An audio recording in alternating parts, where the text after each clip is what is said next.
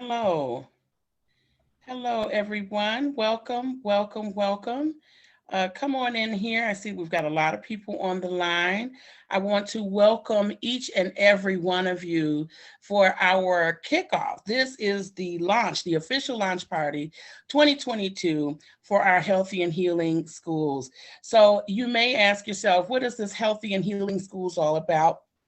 Well, let me just tell you, first of all, we would like to let you know that we are working to ensure that school board members represent our values and that they also are sharing the things that we want to see happening in our schools.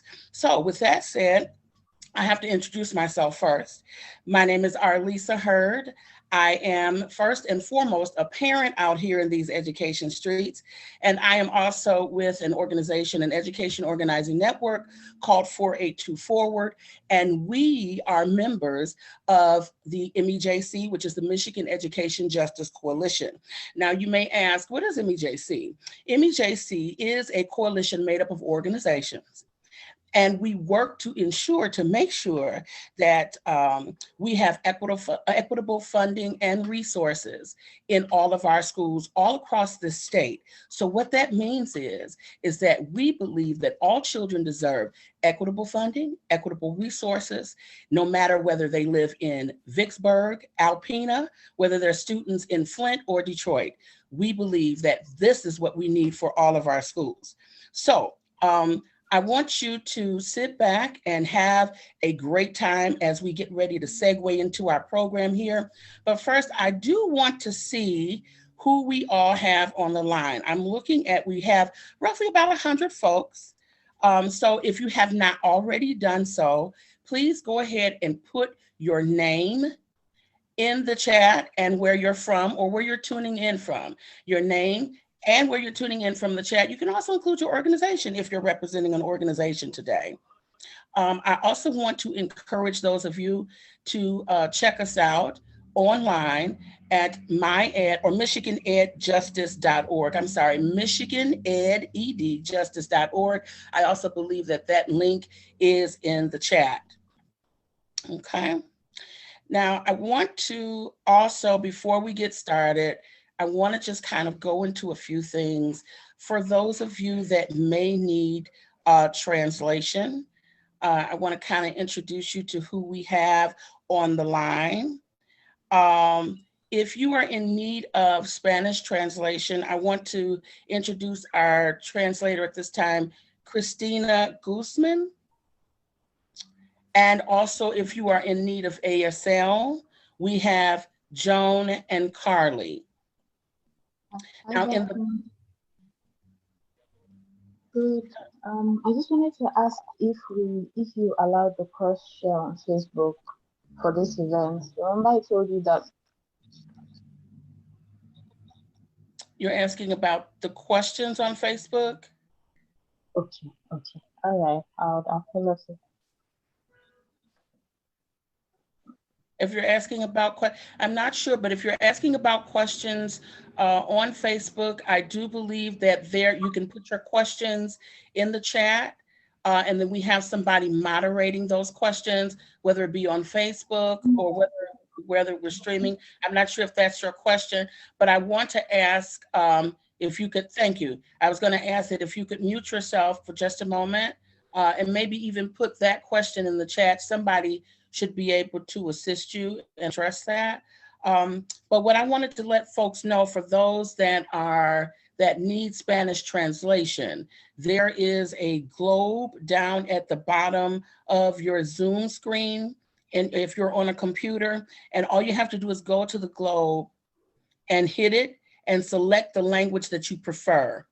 And that will put you right into the translation. Set up, so give it 1 second, and maybe you have ASL go first. Okay, that's fine. So ASL, for those that are in need, can you give those same instructions?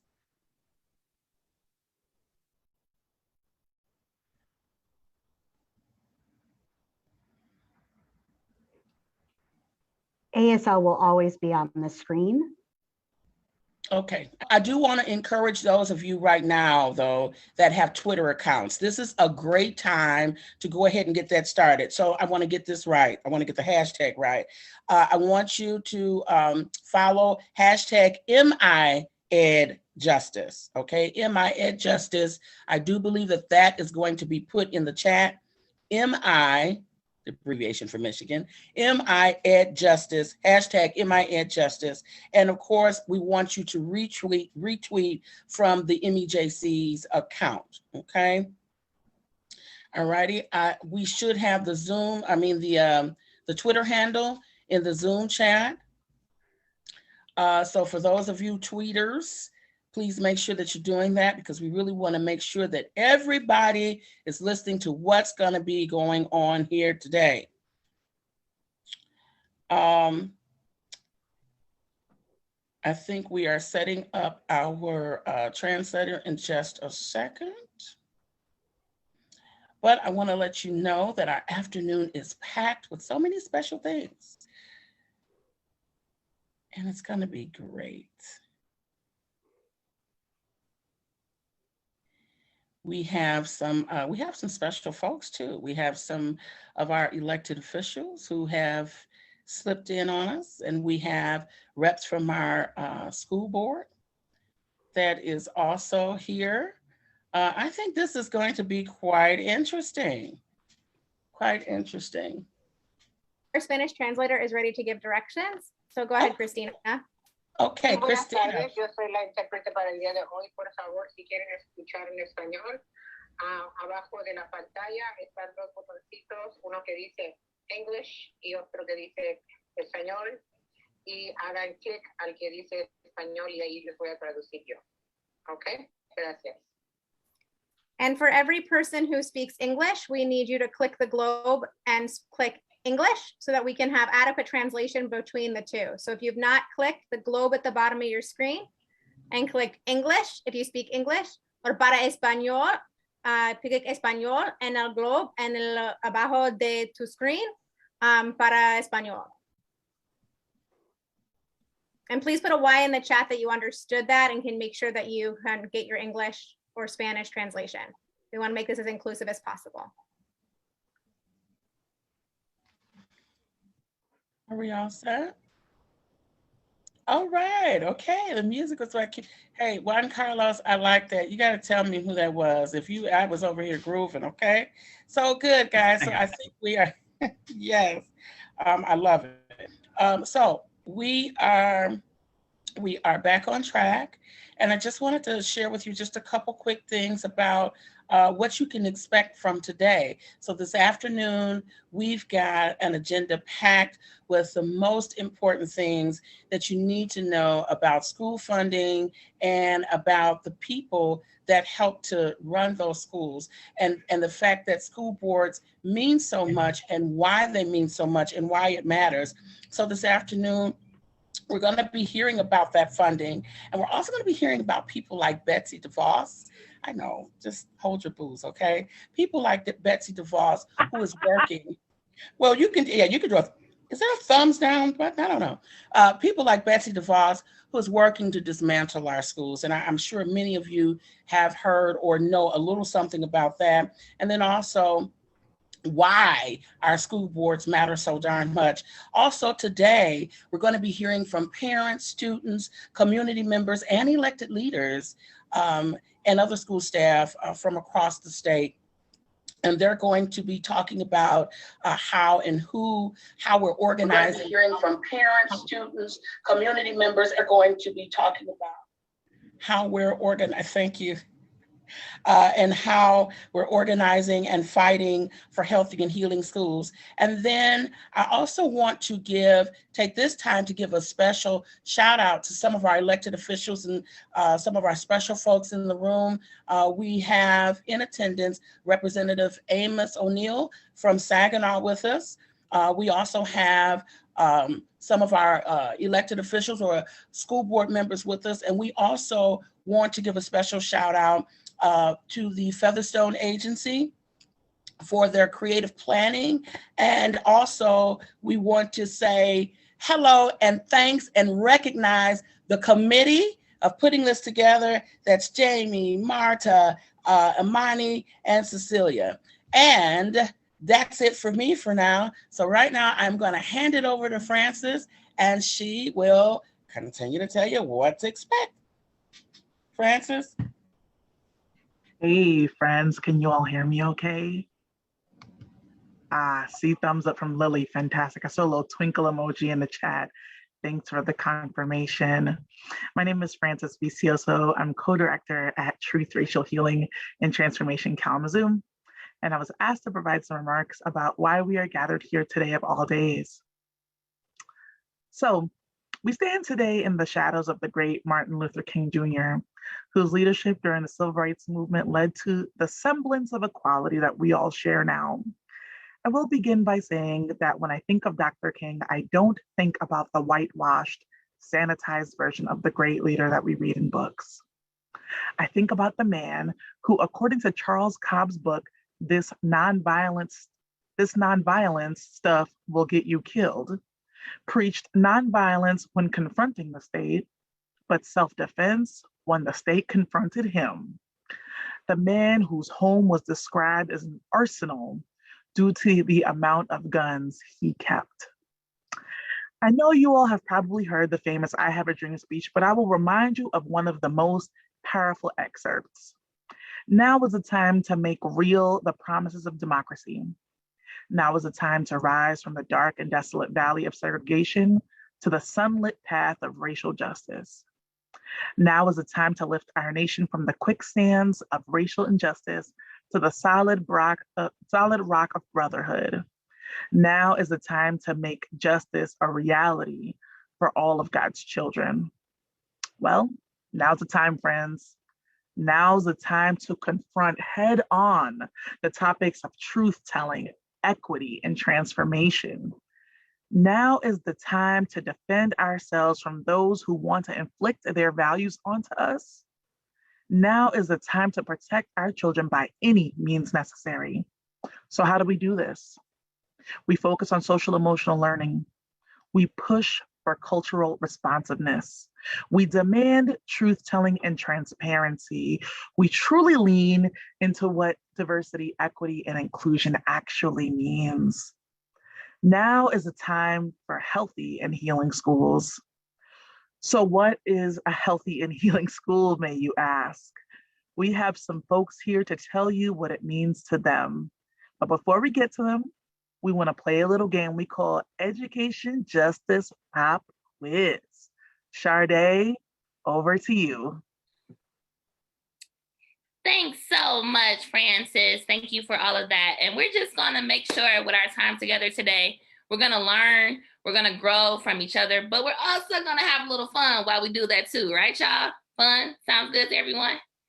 So as we get the graphic pulled up, I want to further explain what our pop quiz means. And I also want to tell you who I am before I just start talking.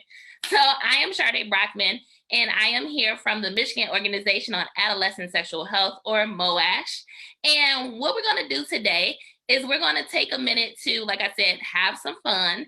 And so throughout our time together, we're going to have like little pop quiz breaks here and there. So I'm going to ask you a question, and we'll give you about 15, 20 seconds or so to kind of go in the chat. So you're going to use the chat to answer the question. And then at the end of our time together today, around 5 p.m., we're going to look at, oh, go ahead. Sorry, I'm getting interrupted. Oh, never mind. All right. So around 5 p.m. today, we're going to take the top 3 names from each response. So you got to be quick, Cristina. right? We don't give you time to like Google. You got to be quick. You got to know the answers. And we're going to take the top 3 names from each of those responses. Hey. And then we're going to take those names and put them in our little raffle. And you'll see the raffle live. So, you know, we're not cheating or nothing. We're going to do like a wheel of names, and we're going to pick those responses. And those people who win will receive a $50 gift card from the Black-owned Source Booksellers. You'll also get some swag too. And the swag says stuff like, education is a right, right? So if that sounds good to everyone, let me see some reactions in the chat. Let me see who's a little competitive today, who thinks they're gonna win. And we're gonna jump right into it. Oh, I see Francis says she needs some swag, right? So let's get to it.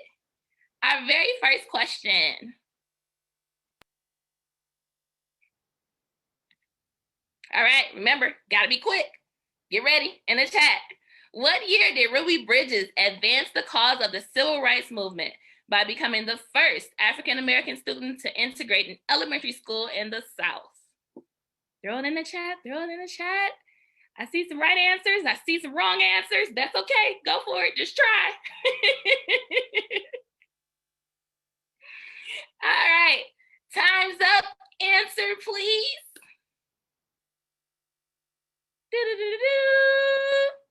1960. So again, we're gonna take a minute to look at the chat. We're gonna go with the top 3 responses who got that chat correct, who got that answer correctly.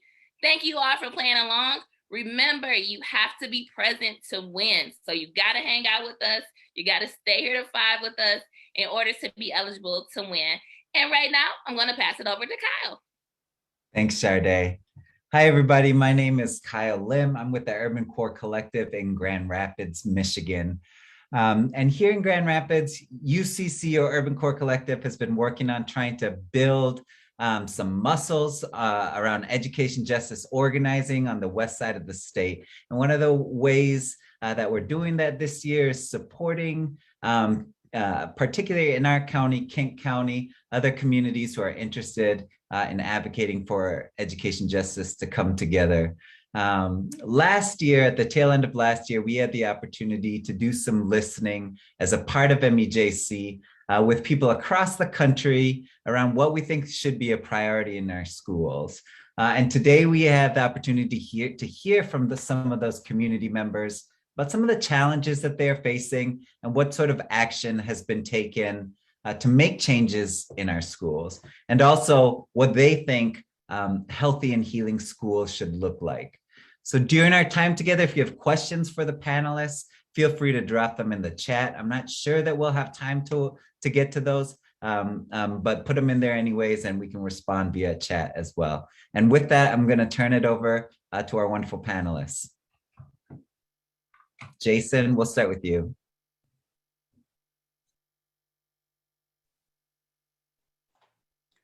Good afternoon, everybody. Thank you for the opportunity to come and sounds like I'm getting the translation.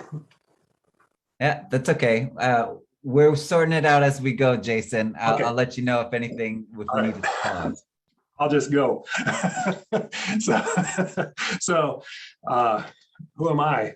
I'm a parent, as well as the Director of Technology for the Eastern Upper Peninsula Intermediate School District. So I was asked to come on to this panel to tell a little bit of the story about as we started preparing to enter a pandemic and started to hear that we may have to shut down.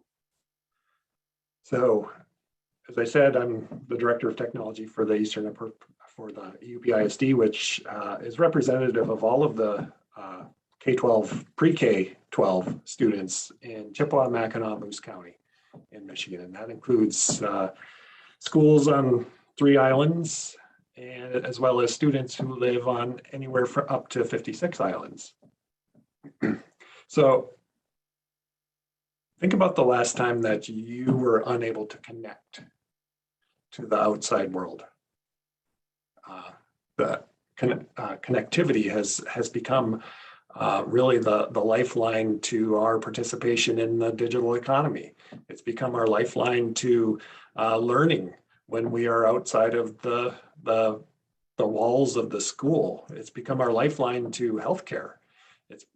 It really is our connection to when we need a human service, when we need to work on a project for school, when we need to take classes, when we need to learn how to become a daycare provider. We cannot do that without internet access.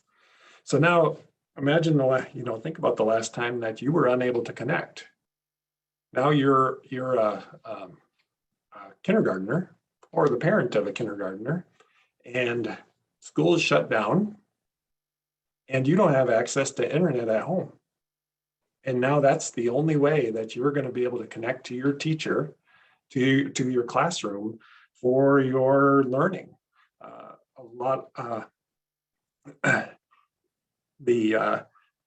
Going into COVID, we knew that 10% of our students have no access to the internet at their home.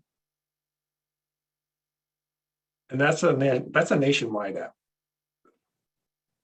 It's modeled here in Michigan, but we also knew here in Michigan that up to 40% of students are underconnected, which means that they may only be able to connect to the internet with something this size, which quite often comes with meters. So you're metering at the device how much information can be transferred for learning. So it doesn't matter anymore if this is all you have access to and it is on a metered connection, you're underconnected. And that's underconnected for learning, underconnected for healthcare, underconnected for just about anything that you want to do. It's metered, and it impacts students in their learning and their health, because you get excluded from the participation in what is considered a normal life for everybody else. So when we shifted to remote learning, you have students that live on islands. You have students that live 20 miles from the nearest library. And so sometimes it's a ferry ride. And that's what we ask students, parents, to put their students in a car and drive up for them to connect, not just for their learning, just so that we knew they were okay. So in the pandemic, connectivity was the mechanism to know that somebody was okay. So through the pandemic, if there's one thing that the pandemic created as far as connectivity, it's created the sense of urgency. We knew how important it was before the pandemic, but now we have the urgency, and now we have the opportunity to really work together at all levels in all sectors within our community to overcome this challenge, so that this is one less thing that's impacting our society as we move forward.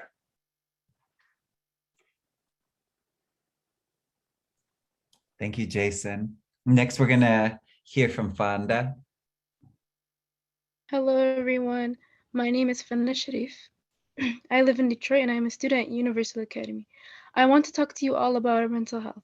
Our mental health has a big impact on how we think, feel, and act, and even our future.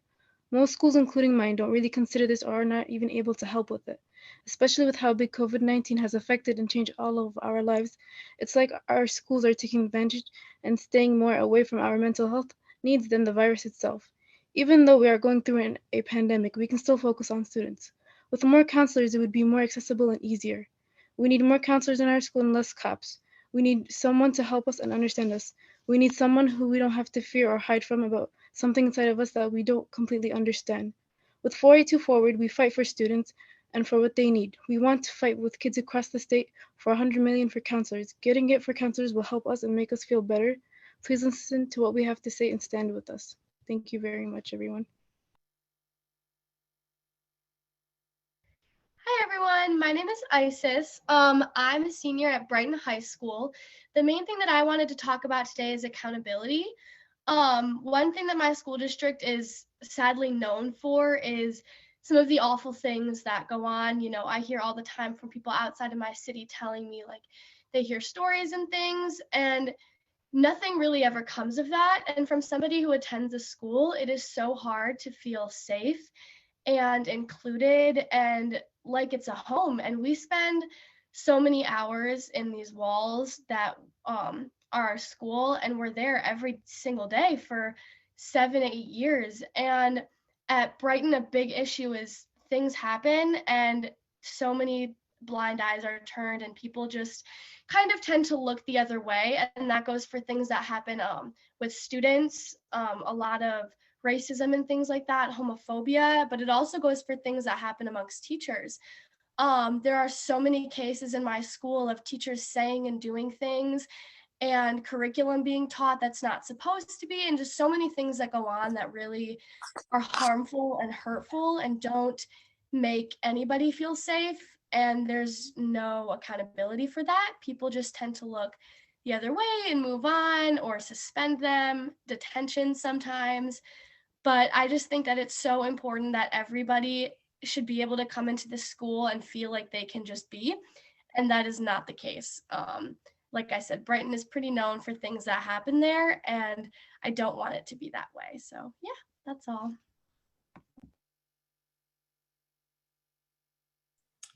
Thank you so much, Isis. We are, I'm actually checking in with our hosts, a little bit of transparent facilitation to see if we're gonna stop for a brief interlude for a song from Descent before we welcome our next panelists. So I'm checking in with my team real quick to make sure that that's what's happening. If not, we'll move straight into our next set of panelists.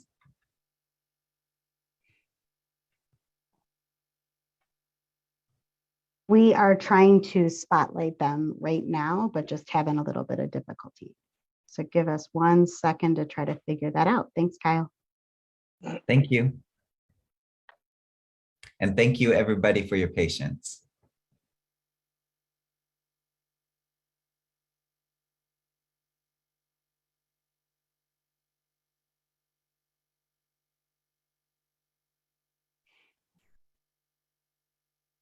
And if you're just joining us, tell us why in the chat you want to fight for healthy and healing schools across Michigan, or what that means to you.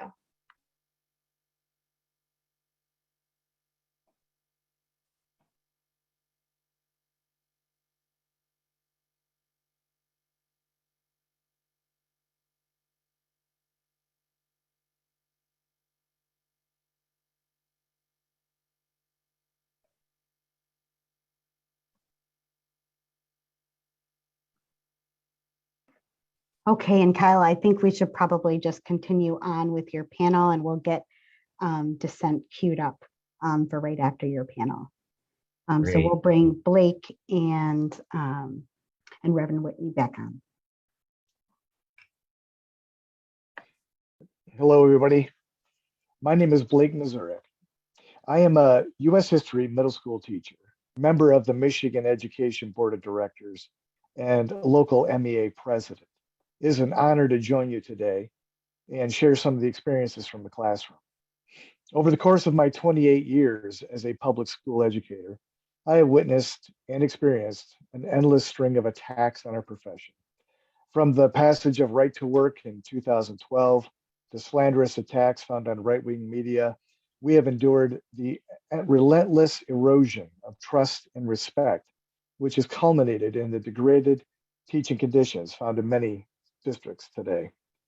Currently, educators find themselves the targets of some angry parents and community members throughout our country. These groups, which are not just the expression of individual grassroots actors, but rather a part of a well-organized political machine, have seized upon the uncertainties and challenges of a global pandemic to further their radical goals. One of which is the dismantling of truth and honesty in public education. These attacks have infiltrated our school board meetings, social media, and political parties, bringing about a deepening distrust and vitriolic rhetoric, which has already had negative impacts on teachers, administrators, and school staff. I have witnessed educators disparaged with charges of being Marxists or communists, even Satan, agents of Satan at these meetings. We've been accused of everything from child abuse to being purveyors of hate against one's own race. Couple that with the teacher shortage, which was already a problem before COVID, and the strains of teaching in a pandemic, many are at the ends of their ropes. I'd like to share with you a short excerpt from an op-ed I wrote for the Bridge magazine last year, addressing the attacks on teaching honest history. Once again, we find ourselves facing challenges to limit our scope of understanding about history and our place in it. The rising calls against teaching the truth about our history and various states passing restrictive censoring laws are like a fire bell in the night, to quote Thomas Jefferson. We history teachers are experts in our field. In my 28 years in the classroom, I have never been referred to as a Marxist communist or been accused of teaching students to hate our country or themselves, yet this is where we are today. My bachelor's degree in history and master's of education, along with years of reading, professional development, and classroom instruction have given me a firm grasp of my curriculum and practice. Yet I continue to push myself to learn more and strive to become better at what I do. Every teacher does. Now what I hear at school board meetings and read on social media, it would suggest that I am somehow ignorant of my craft and at worst, a devious indoctrinator of evil. Our students need to learn our history, all of it. I use the title from one of my favorite Clint Eastwood movies when sharing with parents what we'll learn in history this year. We're going to learn the good, the bad, and the ugly of history. Learning about our history should elicit a degree of uncomfortableness and challenge us. Understanding the truth about our troubled past highlights how far we have come along with helping to recognize the work we still have before us. It should also serve as a warning bell to guard against the rising threats to our nation. We have been here before, and the only thing preventing us from sliding back into ignorance is encouraging honesty in curriculum, respecting and trusting our educators, and academic freedom, and allowing the experts in their fields to determine the best course of study for students, not relying upon politicians or TV personalities. As we gather here today, please take note of what you hear from our esteemed guests. Use today as a springboard to action. We are at a crossroads in history, and it is critical that your voice is heard. Thank you very much. Thank you, Blake. Turn it over to you, Reverend Whitney. Thank you very much. I'm Reverend Keith L. Whitney of Moses here in Detroit, and also the pastor of Sanctuary Fellowship Baptist Church and the chairman of the Political and Social Action Committee for the Council of Baptist Pastors. And I was asked to give some insight about education from the religious community. One of the things that got me involved in the education piece is that my own history as a child of the civil rights movement has motivated me to recognize that injustice anywhere is injustice everywhere. I recognize that as we in the city of Detroit continue to struggle with our education system, I recognize also that it's important that we continue to keep the public schools open. I ran as a candidate in 2016, and I did not win, but it was a great opportunity, and I got a chance to meet quite a few faces I'm seeing today during that particular time. But what we see in the city of Detroit, again, is because of the pandemic, the closing and opening of schools, but also the shortage of materials needed for our young folks to be able to do remote learning. In addition to that, when remote learning is taking place, unfortunately, too many of our students are not online because in some cases, the parents don't view online learning as important as going into class in person. But in the meantime, we are still in the process of seeking to get persons to be involved, our community involved. We're seeking to get our churches involved. Again, as a part of the Council of Baptist Pastors, this past December, we were informed that there are many young folks who did not have coats. And so we had a coat drive. and we got coach for our young students in DPSCD. That's a wonderful thing, but that will not fix the problem as a whole. But in the meantime, I think it's important that we continue to inform our community, inform the community of the challenges and the crisis that we're in, to let the community know that it is possible for them to be a part of our process. I agree with what I heard just a few moments from Blake, that we have to recognize that education has to be recognized as important as a football game, as important as being a great entertainer, as important as anything, because again, without education, we can only go so far. I do recognize also that there are powers that are trying to make sure that we remain ignorant or stay ignorant or become ignorant. I understand that there are those who believe that education, if you educate your populace, they will understand the old okie doke that's going on.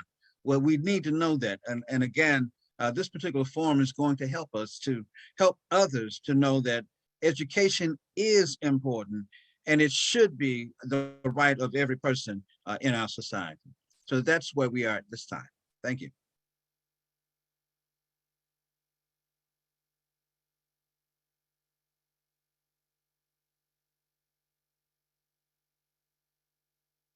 And now we will have our song.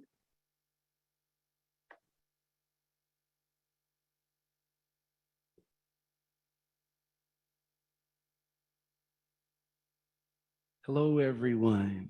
So happy to be here today and so glad to be performing for you today. So many of you know me by my name, Darryl. My stage presence name is Decent Music, and I'm sitting here with Christina Marie, whom many of you also know in 4824. I'm going to be performing a song today in honor of Dr. Martin Luther King Jr. This song is called Fade, and it's really just to remind us to never forget, to always remember, and to do things to intentionally remember the legacy that was laid out before us in the person of Dr. King. Everything he stood for was right, and I'm so glad to be alive at this time to see much of the manifestation of the things that he's talked about. Got a long way to go, but we're off to a good start. So God bless you, and hope you enjoy this song, Fade.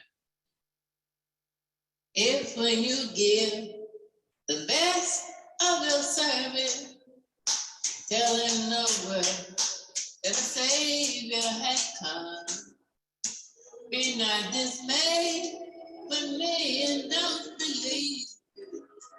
You understand, oh Lord, and say, Hanging there, everyone used to just stop and stare at this beautiful painting we shared, as its value was costly and rare. The picture did bear around for many years. Over time, in the halls of a forgetful mind, showing age had just not been so kind. Though the colors and erase the lines, no thought left behind. Yet there is still a sign. Ooh, ooh. Don't fade away. Please don't. Oh, please don't let go. Ooh. as you try and cry so hard you start to cry, thinking good times just just pass right on by. As the paint on the frame starts to dry, did they all die? I wonder why, oh why? Take it down, abandoned and tossed to the ground. Once relics of joy we have found, now somehow our joy has bound. We're left with a frown. What do we do now?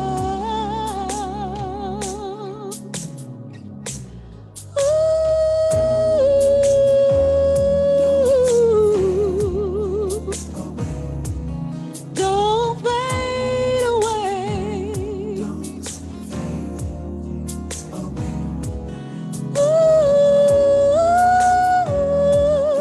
Ooh, don't fade.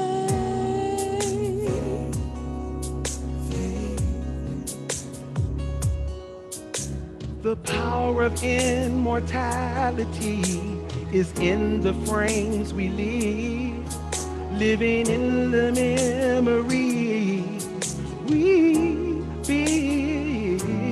So every day's a chance to paint our lives with strong definition, and the pictures will speak volumes of life again and again in your mind. Ooh, yeah, Your memories might give you a hard time, and you might fight hard just to find, yeah, yeah. the painting of us as sublime. Good times enshrined, Yeah. it will always rewind.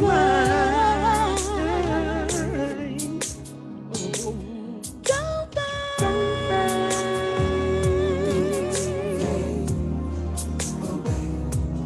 don't fade away.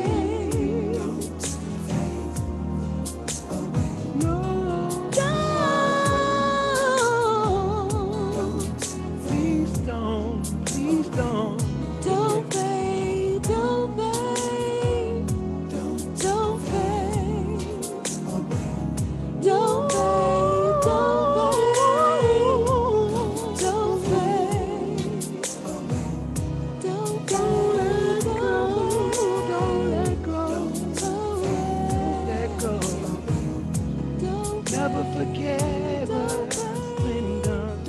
Never forget what's been done. Never forget, never forget.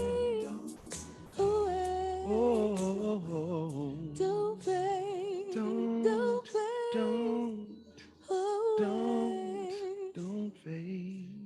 don't fade. Thank you. Absolutely beautiful. Can we give it up for Decent and Christina Marie? Y'all show them some love in the chat. Let's see some emojis on there. I see lots of hearts. Y'all are getting so much love in the chat. I know y'all can't see that right now. But No, y'all I'm are gonna getting unmute. so I'm much love. unmuting. Woo!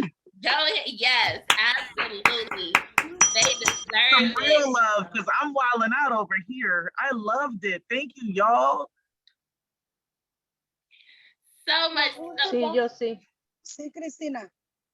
Sí. Yo, Fabiola y Clemencia. So much love. Sí. So much love is happening, y'all. We appreciate y'all so much for being here with us today. And I believe we get another piece later too, right? Am I right? You say that? Okay. All right. Yes. So they're not done, y'all. They're coming back. So that means y'all got to stay here.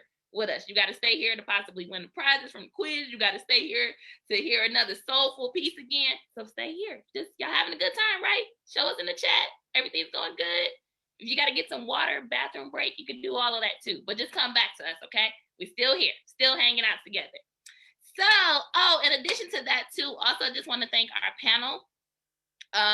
Everybody, the adults, the youth voice, y'all, is everything. We love everything the adults had to say as well, but we know how important youth voice is. So we just want to thank our youth for being here with us today. What a phenomenal panel.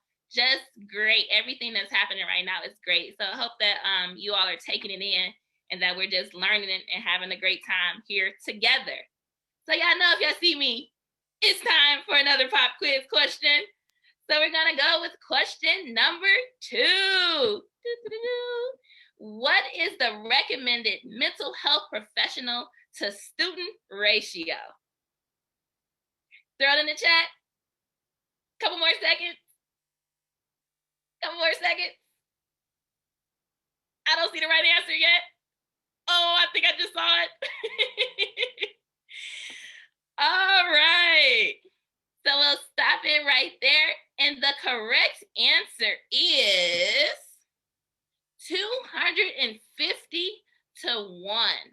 So 250 students to every 1 mental health professional. Does anybody on the line happen to know what the ratio is currently in the state of Michigan? Because it ain't that. I'm gonna let y'all know it ain't that. Any guesses? I see Molly dropped it in. 671 to 1. That's where we are, y'all. That's how we know we got to get better and we got a long ways to go. But we're in this fight together. And actually, I'm going to pass it over to Molly to moderate our next panel or presentation. Sorry. Go ahead, Molly. No, it's okay. Presentation. And I'm Molly. I use she, her pronouns. I am the co-director of 482 Forward, an education justice organizing group in Detroit, and a co-chair of MEJC. And I am so glad to be here. And I'm still in awe of Descent. I mean, I organize with those people, and I'm like, when you see the talents hidden behind the organizing talent, it's beautiful. Our movement is full of skills. It's amazing. So I'm gonna walk us through a very quick presentation about school funding, because we have lots of dreams for our schools. We have lots of dreams, and all of us know, and we can feel pretty viscerally that we don't have the funding necessary to make those dreams a reality. That's why we have ratios of 671 to 1 with counselors. So let's walk through. I'm going to give you a really brief rundown of what's happening with Michigan schools. And you're going to hear me talk about taxes, because we don't often talk about taxes when we talk about ed justice. But believe it or not, as much as Michiganders don't love taxes, taxes are a way to get money, revenue. They're the only way. So we got to talk about taxes. We gotta love taxes, education, justice, folks. So I'm going to show you my PowerPoint. Don't judge my skill sets. I'm an organizer, not a graphic designer. So let's see. Can folks see my screen? Can I get some thumbs up? Sade, I see you up there. Cool. Thank you, folks. Okay, so how to fund healthy and healing schools in Michigan? Let's talk about it. So we have a great professor by the name of David Arson, who is a partner of ours, and Tanner Delfier, who actually is now at the MEA and a partner of ours too. He did a report a few years ago called The Michigan School Finance at the Crossroads. And really this report looked at what's happened to Michigan schools since the passage of Proposal A 25 years ago. So let's just talk about it. So compared to other states, Michigan is 50th in proficiency growth between the years 2003 and 2015. Just so you know, 50th. How many states are there? 50. We are the 50th, and that is transpired over the time that we've cut funding. So let's talk about it. So we are 50th out of 50 states in school funding growth. Funding, real funding continued to fall in those years due to declining tax effort, meaning how much effort our state puts into taxing its residents, particularly in Michigan, wealthy Michiganders. Funding for at-risk students has fallen 60% per pupil. The state underfunds special education, forcing districts to redirect about $500 per general education student to make up the difference. And the way we fund facilities is unfair. There are only about 63 districts that can actually raise funding for facilities. The rest of us are going into debt. That's Detroit, that's rural districts, that's suburban districts, because of our facility funding. And please put in the chat, if you're mad about your facilities, you have problems with your facilities, it's because we don't have funding for it. So let's talk about it. Taxes. In the last, then between 2000 and 2015, funding revenue for schools has dropped 30%. And that is because the way our tax effort, or how much money we put into taxing wealthy people and people in the state, has declined. If we were to tax ourselves at the same level as 2007, we would have an extra $6 billion in our bank account to start funding things like schools and like schools. Extra $6 billion for schools. And that number is going to be important in a second when I tell you the gap we have right now. So if we were to fund ourselves, and many of us were here in 2007, at the same level as 2007, we would have another extra $6 billion. So that's adequacy. We need adequate amounts of money. I'm not going to play this video. So there is a group, and we don't have time to play the video because I know we're running a little bit behind. There's a group called the School Finance Research Collaborative that in 2018 did a study of what would it take to fully fund Michigan schools if every single student got what they needed, meaning we had equitable funding. So kids who were in rural districts had more transportation, got a little bit money. Kids with special ed got different weights. Kids with ESL needs got different weights. Kids who were in poverty got different weights. So we funded folks based on what they need. And that roughly came out to $9,200 per student. That is, right now we're about $8,700 in the state. We need far more to reach an equitable, or what we call a weighted funding policy. And that means we give every student what they need. So if we had that weighted funding policy, if we had it based on this beautiful report, which is about 71 pages, we would need an extra $4 billion plus a year. And this was before the pandemic, so our needs have changed. So if you look at that graph, remember, if we taxed ourselves at the same level as 2007, we would have $6 billion for schools. If we had that money, we could fully fund a weighted funding formula. So we have a gap of $4 billion to fully fund our schools. So what does this mean right now, though? Because some of us, our schools have money. Some of us have, like, some teachers have been able to be paid more. We've been putting money into our facilities. They've hired mental health. That is because right now in Michigan, between now and 2024, every one of our districts has federal stimulus money that is filling the hole of that $4 billion gap. So I'm going to drop a link in the chat right now, and you guys can see, click on how much your district is actually getting. But what is really, really, really important is this $6 billion in stimulus money. I'm going to say this multiple times. Disappears in 2024, meaning us as a Michigan Education Justice Coalition movement, we have to get our tails in action to fight for the money our schools deserve, because it will be gone in the money that we're cushioned by right now will be gone in 2024. And so the Michigan Education Justice Coalition, not only do we want you all to have a say in how federal stimulus money is spent, we need you all to join our movement, because it's going to take all of us across the state, from the UP to the Grand Rapids, to Saginaw, to Traverse City, to Detroit, Jackson, Battle Creek, Kalamazoo. We need all of us across the state to focus on this. And it's talking about taxes and changing policies at the state level. We need to change laws about how we fund special education. We need to change laws so districts like Detroit and rural areas across the state can fund our buildings so we don't continue to go into debt. And we need to tax wealthy Michiganders so we actually recoup that $6 billion that we should be having right now. If we taxed ourselves at 2007 rates, we have extra $6 billion. So the federal stimulus money is fine right now, but we can't lose our eyes on the prize, which is that money runs out. So we need to fight for these things. We need to fight for that revenue and fight for a weighted funding formula. And we're really excited at MEJC. We have a school funding subcommittee to begin to put this plan in order. So that's my presentation. Please take a look right now and see what your district is getting.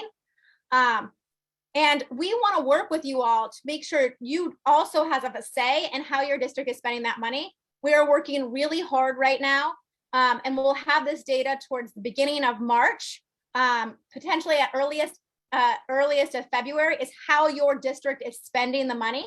So we'll be able to show people on that same calculator where your district's money is going. So you're able to go take that to your boards and say, hey, I'm not happy with where this money's going right now. So that's it. We got to work. That's all we got to do. We got to work to raise 4 billion plus and change a lot of policies. But I think with all the people we have right now, I feel like we have a movement that we're starting and we can do this. So I think I'm turning it over to Amani. Is that right, Trina? All right, Amani, go ahead. Yeah. As Molly said, my name is Imani Clark. Can everybody hear me? Okay, awesome. I got these headphones on, they cheap, just wanted to make sure. Again, my name is Imani Clark. I'm with the Ezekiel Project here in Saginaw, Michigan. And we just wanted to take a moment to recognize how complicated all our lives have been. It can be really heavy, and honestly, we're all a little bit exhausted, and this can be overwhelming. So we wanted to start with a poem. And then we're gonna hand it off to Yoga with Kwazi, who will lead us in some breathing exercises and some simple stretches. So first off, the poem is called Principles by Donna Smith. Ask not what your country can do for you. Ask if your country is your country. Ask if your country belongs to its country folk. Ask if your country is addicted to blood.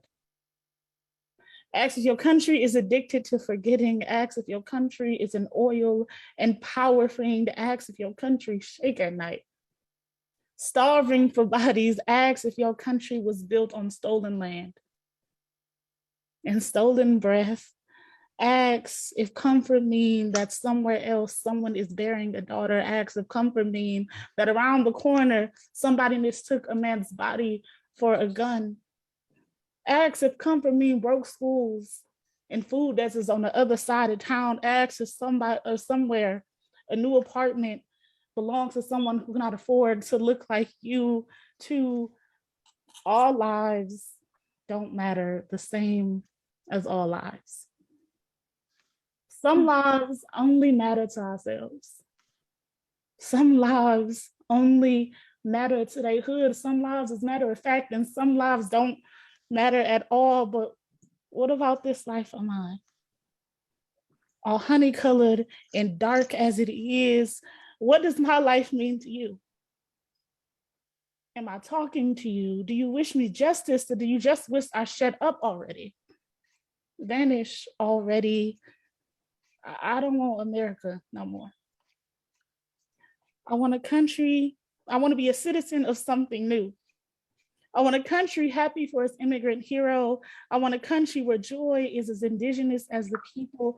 I want a country that keeps its word. I want a country where I'm not scared to drink the water. I want a country that don't bomb other countries. I want a country that don't treat its people like a virus. I want a country that's not trying to cure itself of me.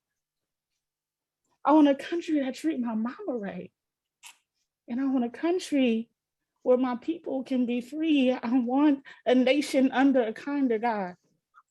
I want justice, the verb, not justice, the dream. I want what was promised to me. I want 40 acres and a vote that matters. I want no more prisons and a mule. I want to be over race, but race ain't over me. I want peace. I want equity. I want guns melted into a mosque or a place for us to pray. And I want to stop praying for this country to be ours. For it to put the gun down, To take the bomb back, hope is hard, but I have it. I look at my students' hands and I imagine all that they will mother, oh Christ, the name I was raised to No pray escucho to. la traducción o no se está traduciendo. Oh Allah, Lord of my forefathers, oh all the Habla muy gods of rápido. all my homies and all the gods of strangers, please work together. Let us not be idle or stunned by fear. Let us not be comfortable. Let us not ignore one another. Let us not be scared of the work because the work is hard. Let us move mountains because mountains must be moved. Let us No te preocupes, Cristina. above and within. Sí, Let no us te be useful preocupes. to our neighbors and tender their wounds. Let us be more bandage than blade. Let us, unless the blade is needed, let us be swords against whatever does not bring us closer to home. Let us be dangerous to all that has failed to bring us to this world that is good to us, to all of us. Amen. Thank you for letting me share that. Again, that was Principles by Donnell Smith. And before we get into our yoga, I just want to introduce our instructor today. We have Nicholas Quasi-Hurd, who is a relaxation and wellness facilitator who extends the capacity of actualization with organizations and communities. He's been teaching yoga since 2014, both nationally and abroad. And he's the founder of the Running River Collective, or the RRC. The organization created around healing and joy through meditation and mindfulness. The RRC strives to make all people feel secure in their bodies so they can present to the life that they want to live. RRC works to raise the quality of life for communities and companies while staying rooted and authentic to the culture of their community served. Nicholas currently lives in Saginaw Mission, and clearly, I guess.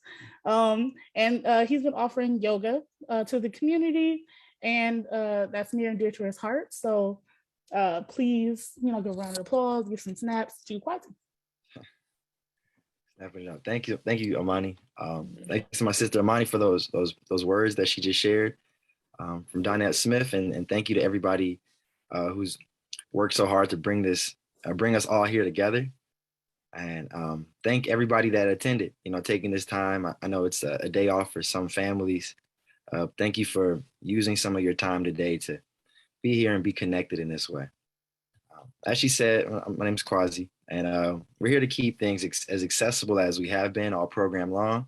So this is a brief kind of stretch and refresh thing you can do in your chair as you already are. Hopefully some of the things we do here today are tips and tools that you can use in your everyday life when you're working to further this collective movement we have together. So for any reason, if you need to go camera off, or if you need to, if you want to pop your shoes off, if any way that feels comfortable to you, just take a few moments to get comfortable. One of the things you could do if you already feel pretty good in your seat is just look around the room that you're in. Make sure it feels like a safe space for you. Also, just kind of taking in your own literal physical space as we acknowledge we're all taking this collective virtual space together. Let's take a breath. Right? The breath has been moving for us all day long as it is. So throughout this time, just periodically remind yourself, I'm breathing in and I'm also breathing out. I'm allowing new information and new sensation to come in on the breath in. And I'm also giving myself space to let something go on the breath out. This is something you can do with the forehead relaxed. The eyes could be closed, or you could let them go half closed if that's more comfortable. Allow your cheekbones to relax, allow your jawline to relax, and even any tension that might be stuck in the throat. Just take a dry swallow, lick your lips, and just think of relaxing that space downwards. In this moment, connecting to your breath, it's a chance to really celebrate your own individual support system. I know from what we've been sharing, there's so many people in this chat that take care of people in a number of different ways. So this can be a moment where you allow yourself to be supported, both by your breath, both by this community that we're sharing, also by the time that you've put in your schedule to be here.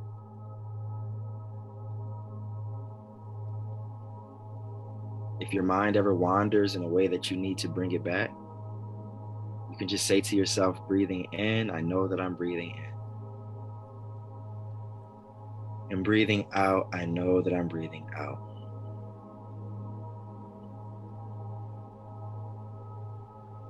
Find a few stretches with the side of the neck. You can just kind of feel for the subtlety in each of your movements. The spine relatively straight in this moment. You can drop your right ear towards your right shoulder while allowing the shoulders to still relax. Letting the right ear drop to the right shoulder can create a stretch along the left side of the neck. As you've subtly shifted your position, just allow the breath to take shape. The breath can move in our body the same way water fills up a vase. So give yourself a little bit of time and a little bit of patience to feel where that stretch is moving. Reminding your left shoulder to relax.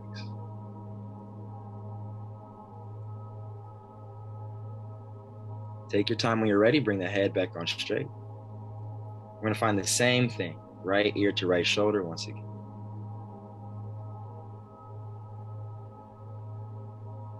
Gradually, head comes back on straight. Last time here, right ear to your right shoulder. And you can add a little extra weight by placing your right hand on the left side of your head. Rather than pushing yourself, just let it be as resting, just an extra bit of weight, reminding the left shoulder to relax down. Good. Bring your head back up when you're ready. And we'll take it to the opposite side. Drop your left ear to the left shoulder.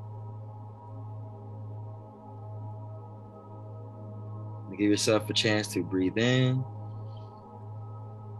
and breathe out.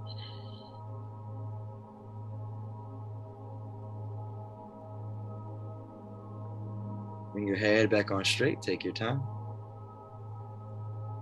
And then again, left ear to the left shoulder. Let the head drop.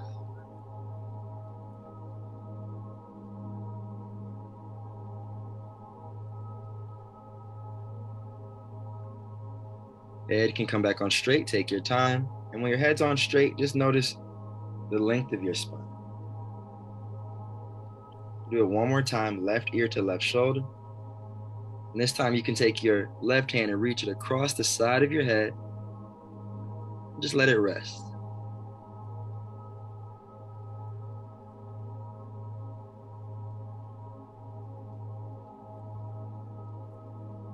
And we're intentionally not doing a lot here. With intention, holding a position, but then letting the breath be that support system, that flow of energy around it. You may carry a bag or carry a purse on one side that causes tension in the shoulders, so you think of relaxing that space. When you're ready, your hands can come back down to your sides, head can come on straight. And this time we're going to turn the head to the right, just turning your head as if you were looking out the window. The head is turned in this moment. It may create some space for your collarbones by breathing really big and full in the front of the chest. And breathing out, letting the shoulders relax, letting the sides of the neck relax. Bring your head back on straight. And then we'll turn the head to the opposite side.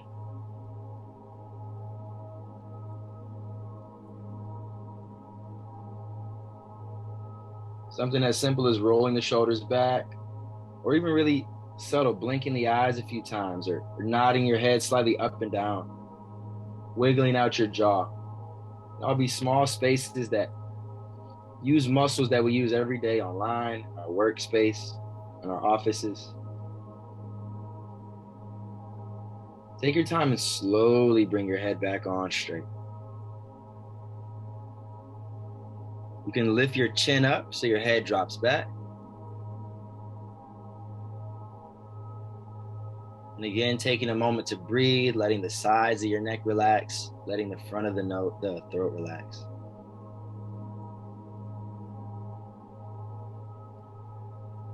Take your time, bring your head back on straight. Give yourself another big full breath in. And when you exhale, drop your head down, your chin towards your chest.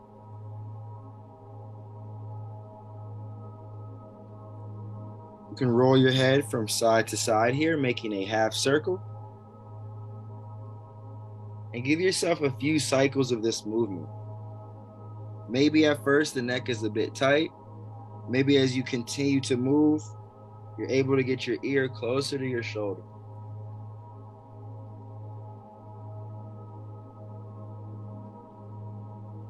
If it's okay with your neck, you want to roll your head in a full circle, you can drop the head back. Going from one direction to the next.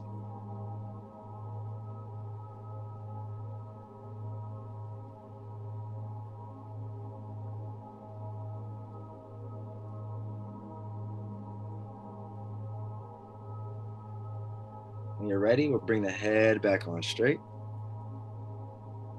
And you can blink the eyes a few times. Okay, now this one's really good for the office, especially if you're doing a lot of work at your computer. Let your hands come forward, about shoulder height. So you gotta scoot back some, you can scoot back some.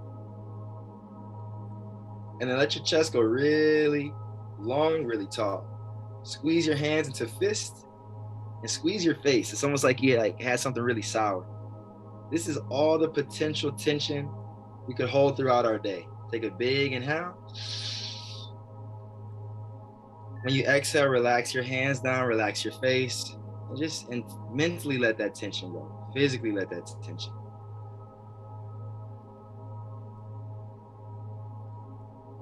Bring the arms back up once again. Shoulder height. And from here, pull your elbows back. Just as far back as they can go. Your shoulder blades might pinch a little bit. Nice, squeeze your fists once again. This time flex your arms like you're showing off your biceps. See those muscles? See those guns? Yeah. And then slowly straighten your arms all the way up in the air. We're gonna take a big inhale here. Keep squeezing your fists super duper tight. When you exhale, open your fingertips. Spread your hands out really wide. Okay, last time here, reach the arms forward about shoulder height. Pull the elbows back, let your shoulder blades press into each other. Squeeze your fist, flex your biceps, and then punch the arms straight in the air as if you're punching through thick foam. Give yourself a big inhale once you're there at the top. And when you exhale, open up your fingertips, spread your hands really wide. Yeah, I see some folks just started it, so let's do one more just to make sure we got it. You can bring the hands forward. Quasi, that might need to be the last one, not to interrupt the flow, because we gotta get to the next panel. Got you, no problem. Bring the elbows back all the way. Squeeze through the shoulder blades. Punch through the biceps and then straighten the arms all the way up. Give yourself a big breath in. Then on the exhale, open the fingertips out really wide. The hands will come down by the sides. And just take a moment, literally 2 to 3 breaths, just to see how you feel, both physically, and also mentally, and how you took the time for yourself. Thanks for taking the time. I hope some of this was helpful in some way. Feel free to contact me if you need anything ever. Peace. Thank you so much, Quasi. Let's give Quasi some round of applause in the chat. Quasi, you might want to stop your music though, or we can keep that in the background. All right. So now that you're all stretched and calm, we're going to talk about the opposition and education justice. And we've got opposition in the state. We've got lots of opposition, folks that are trying to push bills to stop us from teaching honest history. We have folks who are trying to cut funding. We have folks that are trying their hardest to make sure that public school dollars can go to private schools. And we're here to fight back. So we have a great panel right now. I'm going to put the questions in the chat for these panelists so they can see them on their screens. And so I'm going to have each panelist, I want you to introduce yourself. And then I want you to answer the first question, which is, what do you see as the biggest threats to our schools and children right now? So I'm going to start with Miss Angela Reyes, if you want to introduce yourself and then answer that first question. Sure. My name is Angie Reyes. I am the executive director and founder of Detroit Hispanic Development Corporation, also a founding member 482 Forward, and a lifelong Detroit native, a mother, a grandmother, and a great grandmother. And I'm trying to get to the question in the chat. Trying to I got you, scroll. Angie. What's the first question? What do you see as the biggest threats to our schools and children right now?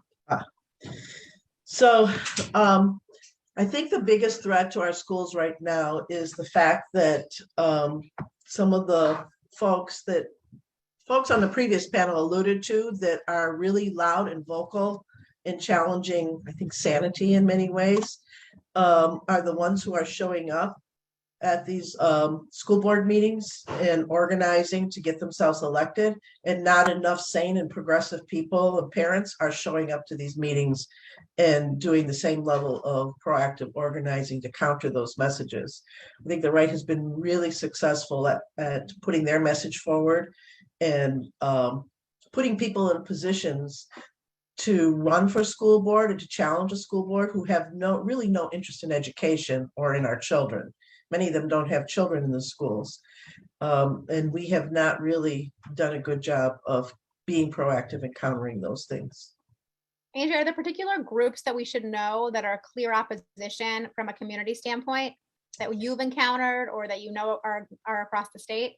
Well, I think particularly those funded by DeVos that have been an enemy of public education for a long time. Those are the ones that I worry about the most because they have the most money and are the most organized. But, you know, folks in general that are challenging things like teaching history, all the different parts as folks were talking about, challenging public health initiatives like masking in the schools. Those kind of things I think are really dangerous to our education. Angie, and some folks in the chat just lifted up Moms for Liberty, which is a right-wing moms group or parents group across the state. That is, I think, the group you're talking about that showed up at the school board meetings en masse fighting for things like getting rid of honest history. Thank you, Angie. So I would love to bring it to Representative Darren Camilleri. Darren, would you like to introduce yourself and answer that first question? What do you see as the biggest threat? Thank you, Molly, and thank you for having me. It's great to do some organizing work on MLK Day in honor of MLK, and I'm glad to see all of you participating in this call. My name is Darren Camilleri. I currently serve as the state representative from Michigan's House District 23, which includes many of the downriver communities. Prior to getting elected, I was a high school history teacher in Southwest Detroit. And for me, education is the core of my work. It's why I do what I do every day. I now serve as the vice chair of the Education Committee. You'd think that that title gives me some power, but unfortunately in Michigan's legislature, it only allows me to be a strong voice in opposition to many of the policies that they pass. And so I think the biggest threat to our schools and our children right now, it's multifaceted, of course. There are many deep-rooted institutional problems in our education system. First and foremost, it's the COVID pandemic, which is an immediate issue that is still a problem for so many of our communities, dealing with how to educate our kids during the middle of a pandemic, which has led into a furthering of one of the issues that I'm very passionate about, which is our teacher and our educator shortage. We have seen educators flee the classroom at record rates, and it actually started prior to the pandemic. When you talk about benefits and pay and healthcare that have been cut systematically over the last 15 years by the DeVos agenda, it has not become a profession that people are, really attempting to enter at record rates like before. Michigan used to be the home of education for the country. We actually sent out educators all over the states because they got schooling at Eastern or Michigan State or University of Michigan, and there were not enough jobs here in Michigan and they went elsewhere. We are now in the exact opposite position where there are far too few people entering our education programs, traditional or alternative, and there are just not enough bodies to fill those positions in the classroom. And so I see a future where we are going to have a massive shortage and a set of parents and families who are totally disillusioned with our education system because of this problem. And look, like, it's not going to be an easy fix, but we have introduced bills to do something about it, where we are supporting educators with their pay and their benefits. We are restoring collective bargaining rights so that teachers can have a say with what goes on in their school buildings, and adding things like student loan relief for our educators that makes it an attractive option for people to be in the classroom and stay in the classroom. We've got many more issues to cover, but I feel like that is where some of my urgency and the thoughts that I've been trying to bring to the state capitol. Darren, and who's blocking those bills? Who are the groups or the people funding them that are blocking the bills that are good right now in our state legislature? So honestly, it really is a group of Republican legislators who are funded by Betsy DeVos and the conservative right-wing education organizations that support their candidacies and their campaigns. We have put forth, like I mentioned, this idea to try to address the teacher shortage. I have an 18-bill package with my House Democrats who have introduced this bill package 7 or 8 months ago. We have yet to receive any hearing on any of the ideas that we have presented. And it's not for lack of trying, it's just that literally there is no appetite to do anything to benefit educators in this current moment by those who are in charge. We are fighting every day to lift up the voices of educators and families and parents to try to fix the system, because we know that there are all these problems, but unfortunately the right-wing groups just don't care. Honestly, like, they don't care about these massive institutional and structural problems in the same ways that we do. They would prefer to privatize our public schools and put all of our public education in the hands of corporations. And that just is not the vision that I know all of us on this call have. Thanks, Darren. All right, Mr. David Hecker, President Hecker. I'm David Hecker. You leave off the president, but I'm president of the American Federation of Teachers, Michigan, and it's great to be here. And my comments are going to be, you won't be surprised, very much along the lines of Angie and Darren. Immediate threats, of course, are COVID, teacher shortages. Darren spoke so well about underfunding, elected officials who think they know education because they went to school, or at least I think some of them went to school. And but the real problem, as Angie and Darren talked about, is the political right. And it's the problem with everything. If you take a look historically, it's the same people, which include the DeVosses, who have funded all the attacks on public education, who have funded all the attacks on civil rights, who have funded all the attacks on the labor movement. Right? They're the same people, because those three movements, education, civil rights, and the labor movement, are the three movements that have provided the most amount of hope and opportunity to working families. So if the bad guys like the destroy those movements, then they're going to win all the time and have it their way. As was mentioned, the DeVosses really control so many of the Republicans in the state legislature. When a Republican may think of doing something good, the DeVosses threaten them with a primary. It's not just education, right to work, but people don't know what it is. For this discussion, let me say, it's a totally, completely anti-union piece of legislation. Right to work almost didn't get out of the Republican state Senate in December of 2012. It got out when Dick DeVos made threats to the Republicans and the Republican leader then in the state Senate. So just an example how it's the same people looking to destroy hope and opportunity. Many of us on this call worked on legislation, I lose track of time, 7, 8 years ago, that really saved DPS. Betsy DeVos's hashtag during that fight was hashtag end DPS. Because again, her desire is to turn every school into a private religious school. And then it's the elected officials, the Republican elected officials, not all, but far too many, who carry their water. So it is really the political right. And we talk a lot about DeVos because she's so bad and she's from Michigan. But it's the Koch brothers and so many others out there that are really looking to destroy all of the institutions that help working people. Thank you, David. And we want to put some names to this group in Michigan, especially it's for schools. The lobby group for Betsy DeVos, which you will see show up in your communities around this election, is the Great Lakes Education Project. It's their lobby group. It's a group they use to hide their endorsements. And so keep a lookout. That group is the group that funds one legislator per district, amongst other things. So for our panel, we've talked about opposition. We have about 3 or 4 minutes. So you all are quick and thoughtful panelists. So I'm going to have you do this together. So I want you to tell the folks, how do you see our opposition using the pandemic to further their initiative? And also, what power do we need to build to push our proactive vision forward? And any of you can start, and please feel free to vibe off each other's answers and jump in. Well, the pandemic. Go on, Angie. Go ahead. Okay. Go on. All yours. Angie first, then Hecker. Run with it. Okay. On delay. Yeah. On delay, Angie. So I think the biggest issue has been promoting the privatization of public schools through having the I'm forgetting the word, the paying privately. What's the word for that? Vouchers. Sorry.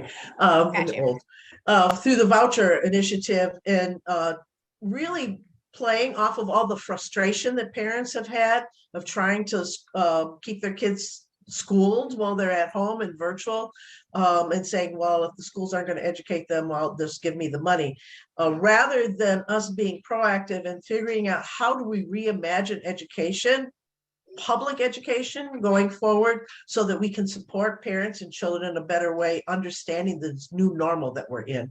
So we've really left the conversation up to the right to figure this out rather than us being proactive. So again, I think we really need to do a better job. As always, Angie hit the nail on the head. Yeah, the COVID has caused a lot of problems. They haven't caused the problems. They've highlighted the problems in public education, like in many other parts of society. It didn't cause the problem. It highlighted the problem, highlighted the impact of, lifetime of discrimination against people of color, et cetera. So yeah, the bad guys are going to use the fact that, public schools aren't always in session due to COVID. They're going to use the fact that learning has decreased during COVID, not surprisingly at all. But they're going to use all of that. And as Angie said, therefore the frustration, very logically, that a lot of parents have because of the impact of COVID. The bad guys are going to use that against us. They're going to say that, this is the normal, although it's not the normal. It's because of COVID, but they'll say this is the normal. Look how bad public education is. We've introduced this voucher proposal, as Angie referenced. You should support this. So they'll definitely use COVID to try to further undercut public ed. And I'll just add too. So what we have seen during this pandemic is that the worst of human nature can manifest itself in our public discourse because of the pandemic. And we've seen that very specifically in our public school settings, at our school board meetings, in our classrooms with our principals, and our educators and administration. They will use that division to further not just divide our school communities, but to divide our country. And we saw that play out in the election in Virginia, and they tried to turn parents against educators. and families against families in those conversations. And that is what I'm very concerned about going forward. But I think that we need to think about this differently. This pandemic has given us an opportunity to reimagine what society can be and what is possible. Given if we all work collectively towards a goal, we can actually achieve a new type of public school system that meets the needs of our kids and our families and our educators all at the same time. I hope that we can have that more aspirational messaging conversation, but it goes back to our first point. We cannot do that until we have a state legislature that dreams about what is possible in our public system across the state, whether it's schools, healthcare, infrastructure. We need to have people and leaders who are willing to put their ideas ahead of their egos. And I don't know that we're there with this current legislature in any form, but I believe that it is possible given what can come out of the redistricting that we saw from this last round of the independent commission.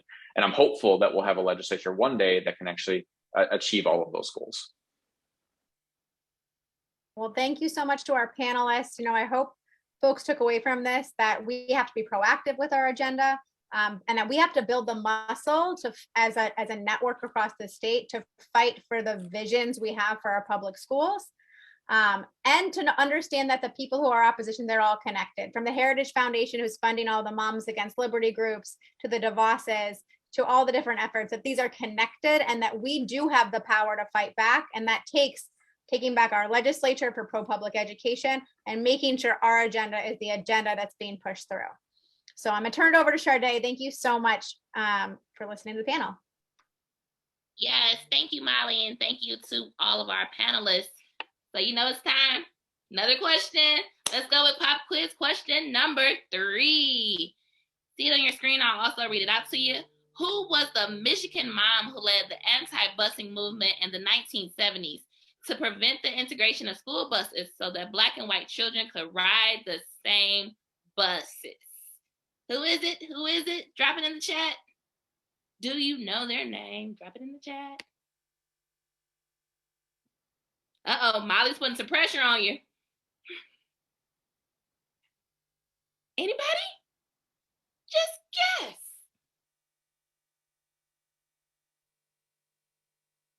All right, Alisa. Yes, Irene something. Absolutely correct. The answer is Irene McGab. Irene McGab. Yes. All right. So if you drop that in the chat, I'll make sure to get you added to our raffle. And right now, I'm going to pass it over to Nkenge as she prepares to share a piece with us. Nkenge? Hello, everyone. Hi, my name is Nkenge Browner. I am from Mothering Justice, and we do policy work for mamas of color here in Michigan and everywhere, really. And I am reading a poem called Acceptance Letter, and it's about when I received my college acceptance letter in the mail and how that experience and the experience of choosing to pursue your education as a Black or brown person who comes from a family who's under the poverty line, how that cannot always be celebrated as we work to change that reality. My acceptance letter came in the mail. My mother smiled, cried. I ran and told everybody. My mother cursed the part of herself that wishes I wasn't smart enough to actually get into a university, wishes the letter would have never found its way to her house. She stayed up all night reading the acceptance letter. The school says they're gonna cover about 70%. My mama don't know what 30% of tuition is, but she knows she ain't got it. See, mamas who have had to pawn their jewelry to make Christmas happen wonder what they'll have to pawn to make 30% happen, but my mama a hustler. I'm talking fish fry, church fundraiser, braiding hair, pawning her wedding ring, moving back in with my father. Yes, he cheats, but at least she ain't got to pay half on the bill she's saving for me. Eats a vending machine lunch at work every day, saves. Owns 2 bras for an entire year, saves. No money for luxuries. My mama made 30% happen, took me on a college tour. The college gave her a hoodie with the school mascot on it. That hoodie cost my mama $20,000. She wore it every day. I switched my major to 3 No, 4 times. I came home 3rd year of my 4-year journey. Noticed my mama 2 sizes smaller, her ever-present hoodie swallowing her. I get us our own apartment, get homesick, get lonely, get pregnant, fill my mama's apartment with grief, regret, and grandson. Now I'm going back to school. I just got to take a year off, get settled. I get 2 jobs. My first job is to pay the bill. My second job is to pay the babysitter so that I can go to the first job. My night job is janitor at community college. And I hear the lectures, and I'm still in awe that this is the education we're fighting for. And I pray my child never has to go to community college, but at this rate, I'm now my mother, hoping that an acceptance letter doesn't come in the mail, while hoping that it does. Grandson spits up on my mama's hoodie. She finally throws it away, pushes it deep down into the receptacle next to her dreams, the dream she had for me, the dream she dare not dream for her grandson. She still has that acceptance letter and reads it. She sees where the school promised 70%. She remembers what she did for the 30. She laughs, because when you are Black and poor, even before that letter comes, you are going to be taken on a full ride. Peace, y'all.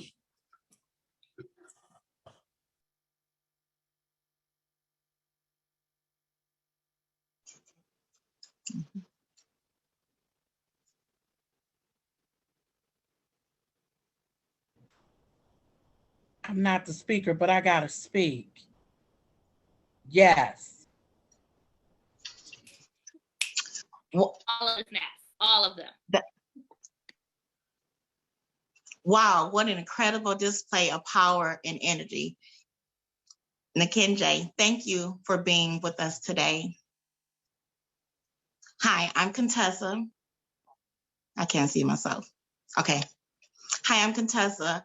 I'm the Education Justice Organizer at Oakland Ford, based in Oakland County.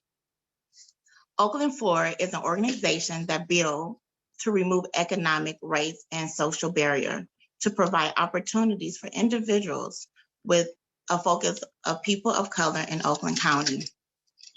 As an education organizer, I am looking forward to learn more and engage with all candidates for the school board. Our next panel will be our school board members themselves. Hello, and thank you for your time. I would like to start off with Cassidy Albrecht, Cassandra Albrecht, State of Michigan. Oh, good afternoon, everyone. Thank you so much for having me. And this has been a wonderful presentation. So congratulations to everyone who worked so hard to pull this together. I was asked to speak just for a couple of minutes about running for school board. And before I do, let me just mention, so I'm on the State Board of Education, which is, if you want to run for the state board, it's considerably different than running for local school boards. So we have 8 members, they're elected statewide, 2 members are elected each 2 years. And in order to get on the ballot, you get nominated by one of the political parties. So that really means that for the first part of your running, you are trying to get the credentialed members of whichever party you run for to vote for you at the convention. And then once that happens, you get on the statewide ballot. So I have been on the State Board of Education I'm going on my 16th year. We have 8-year terms, and I'm wrapping up my second term on the State Board of Education. And I can tell you that it has been quite a journey. If you are interested in running for a board, it can be really, really rewarding and very impactful. You know that you're making a difference in the lives of children. You are protecting public assets. You are ensuring that qualified, knowledgeable people are in positions of power that can make good decisions on behalf of the kids in your district. You are overseeing the budget of the school so that you are that there's a level of accountability there, and you're essentially supporting public education, which is a wonderful thing. But the last couple of years, it's also been really, really challenging. I'm not going to try to sugarcoat that for you. you've heard some stories already about some of the opposition to public education. It's always been there, but it's becoming more and more vocal now. And, folks are showing up I think ever since the Trump years, there's been a permission to be completely uncivil and to essentially abuse public officials in a way that we haven't seen in a long time. So you have to have a strong backbone, but if you really believe in public education, this is the foundational position to be in. This is as close to true democracy that you will ever come to in your life. And it can be exceptionally rewarding work.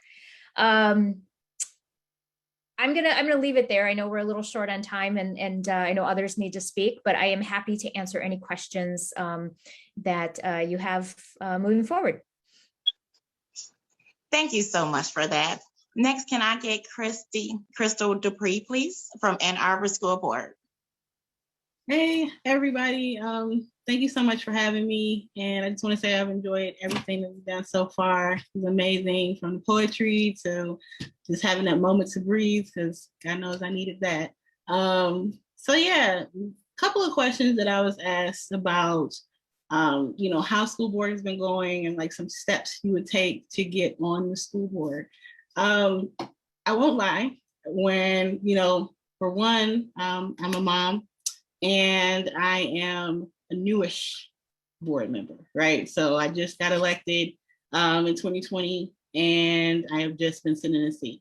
So this entire time has been crisis school boarding. So I think that is like the biggest thing that I've learned, is to be flexible, is to be able to adjust and move when need to move. One of the reasons why I wanted to join the school board is to make sure that different perspectives are heard, particularly that of our students who are Black and Indigenous students of color, students who live in poverty, and our students who have IEPs and 504 plans. Just recently, we had letters written to the school board from students from Ann Arbor Open, and they were so compelling because they went over things like student safety. They went over the mental health support that we need in our schools. And they went over also the differences that neurodivergent students have and experience when it comes to public schools. So with that, student voice is the most important thing. It's the crux of what we do. And what I will say is I've learned a lot of what the Michigan Association of School Boards have available for us. And for us, we do have guidance on how to amplify student voice. So, I want to challenge ourselves as school board members and members of my own school board that we do just that we amplify student voice, that we look forward to making sure that the people who are most impacted and most vulnerable in our schools are the ones that we are listening to as far as being able to guide our schools. So fortunately, I serve with, other parents, grandparents, so on and so forth. But I think being the only single parent on the board, it does lend itself a little difference of perspective. It's a welcome perspective, but it is a different perspective. And I think that when we're talking about taking steps to join the school board, I think we need to really think about who we're encouraging to join the school board, right? We want folks who have that non-traditional experience. We want folks who has not have perfect experience in the school district. We want to hear those voices that are often unheard. That's what we want to be able to encourage to join. I'm not an expert. I can't tell you exactly, what to do. I can tell you that a couple of things that are steps that I took and a couple of steps that may be good. One of the biggest things is reaching out to your community, being able to talk to folks and hear how they feel that the school district is serving them or how it has not, and kind of build on that.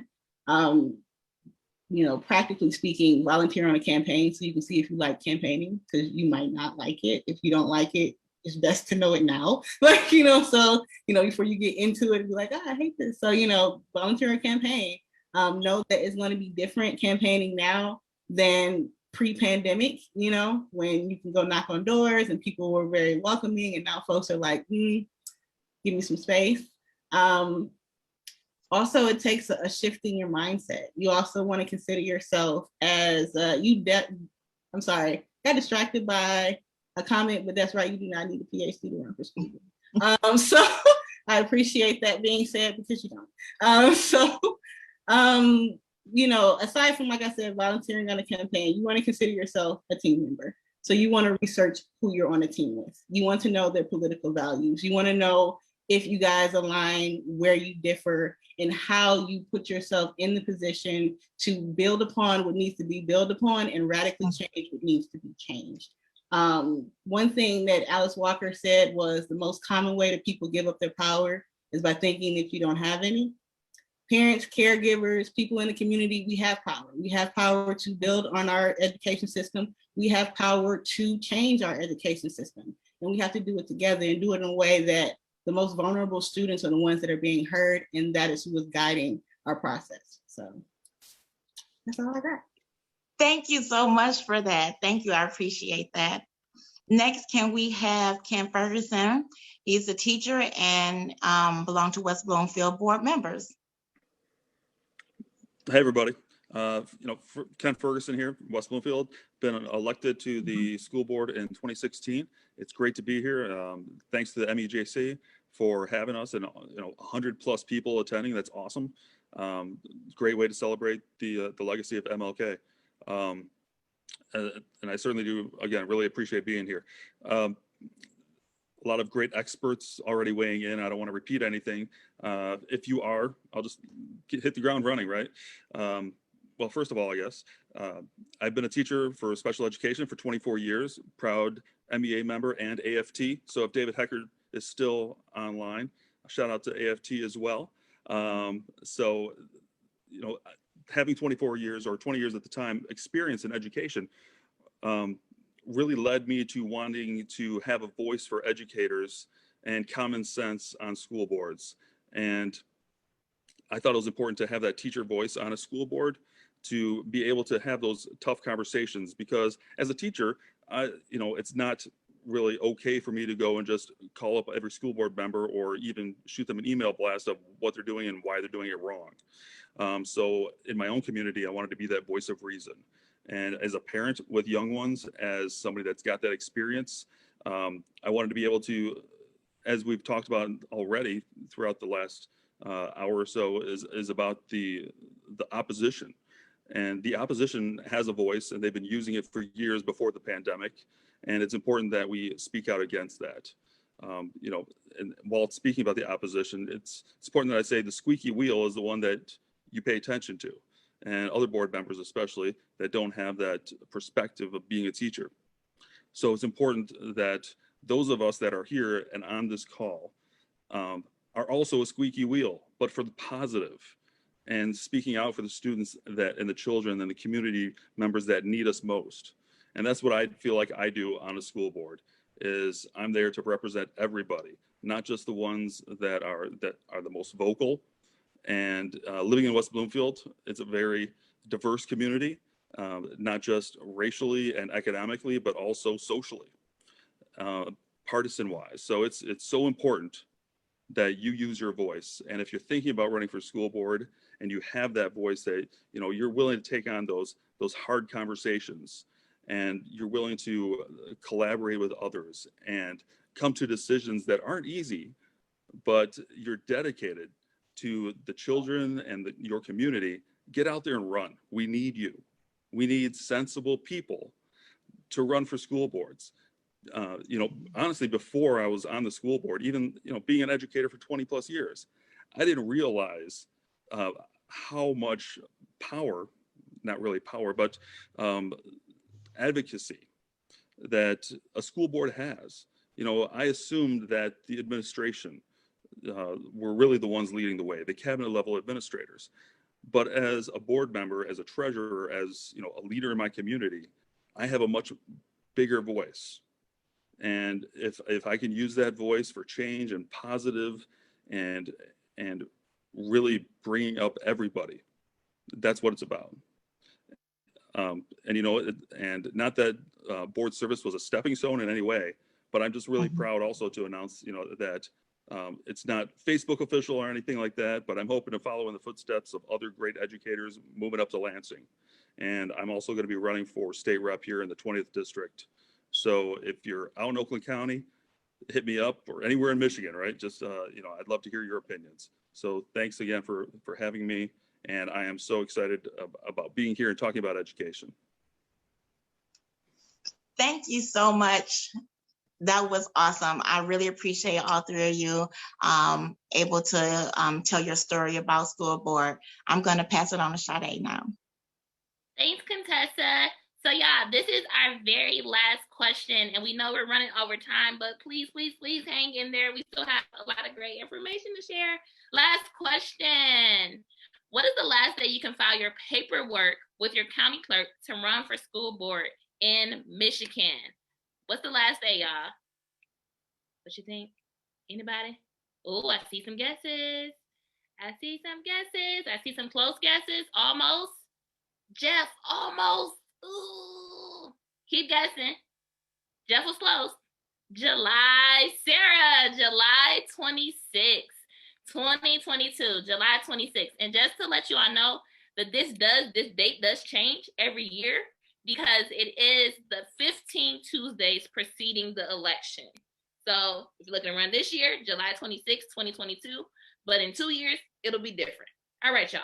So for time's sake, I'm going to make sure I pass it right along to Alexis. And then when you see me again, I'll be doing the raffle. Alexis, you're up. Thanks, Sade. Thank you so much, MEJC, for having me today. I'm the Executive Director of GLPA Lead, the Great Lakes Political Academy. We were founded back in 2013 by a group of political operatives that saw we had a real lack of talent in the state when it came to campaign management. So we founded this organization. Now we are not volunteer run. We actually have a full staff. Not only do we do trainings for operatives, but we now have branched out and in 2020 have started our lead candidate training program. So we now train candidates from school board all the way up to congressional seats. We have a focus on recruitment as well as training. So we're really excited to announce that we're going to be partnering with MEJC to do a really hard skills focused candidate training for school board members. So it'll be a 4-part series where we learn the ins and outs of running for office.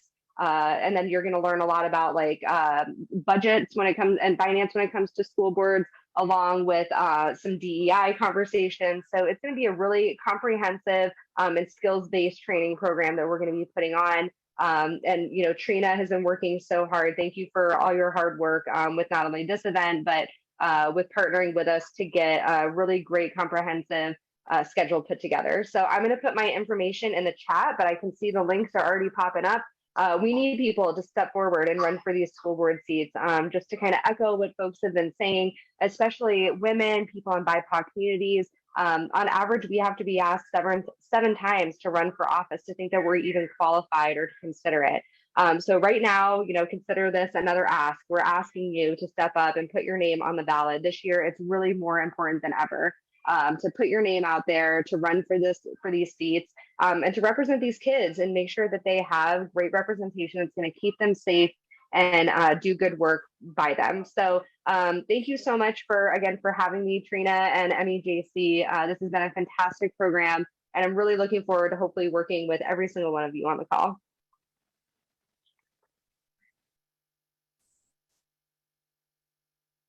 All right. Well, my name is Marta. I'm with MEJC and a parent of 2 kiddos in Grand Rapids.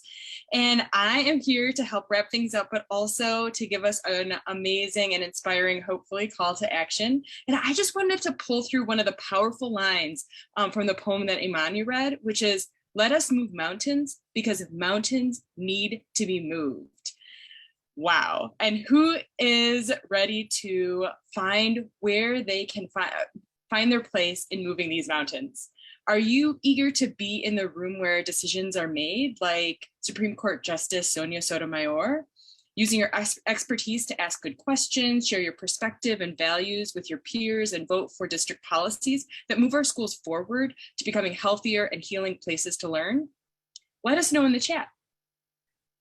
For all of our budding Sonia Sotomayors, we offer trainings to help you understand what it takes to run a solid campaign in partnership with the Great Lakes Political Academy, who just spoke.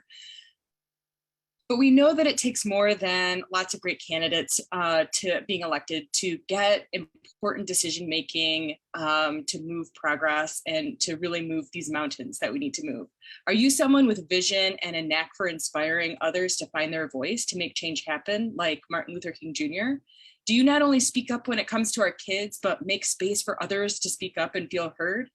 Chime in the chat now if you are a parent or caregiver, either current or emerging organizer.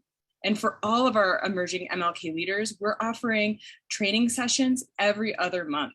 We have a link there where you can sign up for our next session on February 8th and RSVP and for that our next organizing session. After parents and caregivers complete the training, we get started with their local plan.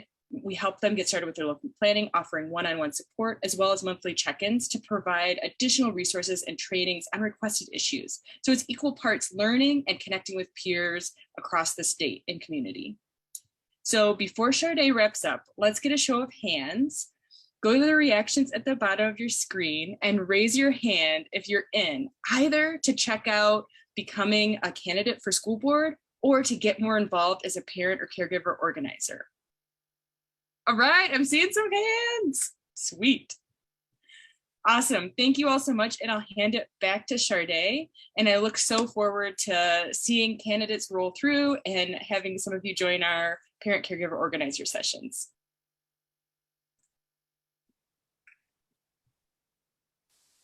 All right, I'm back. And I don't see myself anymore. So hopefully you all see me and can hear me. So can I get screen sharing privileges? Someone make me a co-host, please, so I can share this well, because I promised y'all we would not cheat. Thank you, thank you. I see that I am the co-host now. So I am going to share my screen, and we're going to get into this raffle. Uh-oh. And again, just to let you all know, we have a $50 gift card. You have to be present to win. So if we call a name and they're not here, then we're just gonna hurry up and move along to the next person. All right. Oh, it was the last name I was entering was Miss V. All right. So here we go. Drum roll. Uh-oh. Uh-oh, spin. First winner, and we have 3. First winner, Arlisa. Woo! Please, if we don't, well, I already know we have your information, but if we don't have your information, please be sure to send me a private just chat with your personal email, or you can just drop it in the chat. Can I excuse me, Sade, I would like to just donate my $50 gift card and put it back into the spin. If I can do that. Not a problem. I'll go ahead and remove you and we'll spin again. I meant to say that earlier. Sorry. No worries. I got excited when they were asking questions. I just got excited. Looks like Sarah. Sarah, please send me a message with your email address. So Sarah's our first winner, meaning we have 2 more. Remove Sarah, spin again. And if we call your name and you want to just hand it over to somebody else, feel free to do the same. Jamie! Woo! And last but certainly not least, one more. Who's gonna be the lucky one? Looks like it's gonna be Miss V. Woo! All right. So I'm gonna stop sharing. Thank you all again. And I'm not sure who I'm passing it off to. I'm gonna pass it back to Trina. Arlisa. Oh, Arlisa, thank you. Oh, okay. I guess my name is being called out. Okay. Well, okay. Well, you know what? We are definitely at the end of our program. I just wanted to say from the very top, when we heard these testimonials from parents and from youth, and then we're listening to our panelists, whether it be the school board, whether it be folks that are working in this fight with the unions and other community organizations, let me tell you something. And if you were not inspired by the poems that we heard today, check your pulse, because you are officially dead. Okay? If you were not moved by something here today, I need you to just stand up and shake yourself. Yoga, the stretches should have did a little something. All that breathing should have woke something up on the inside of you. But I want to just call everybody's attention to all of the information. There are website and links in the chat. Do not forget about the school board trainings. Do not forget about the organizer trainings and all of the wonderful things that are happening. Please make sure that you sign up. Please make sure that you visit the websites, the EdJustice websites.org, to find out even more stuff that's happening. And I just want to say thanks everybody for joining us. This is something that cannot happen without each one of us. I think for me, I discovered that we have more things in common than we do differences. And so let's just go ahead and let's get in this fight and let's continue to move this thing forward. With that being said, is there anything else that folks need to say, weigh in, or anything? Okay. We'll have our closing song. We are going to have a song by this. Listen, I'm going to step back because I want to hear this. All right, enjoy, folks. And this will be the closeout. Go ahead.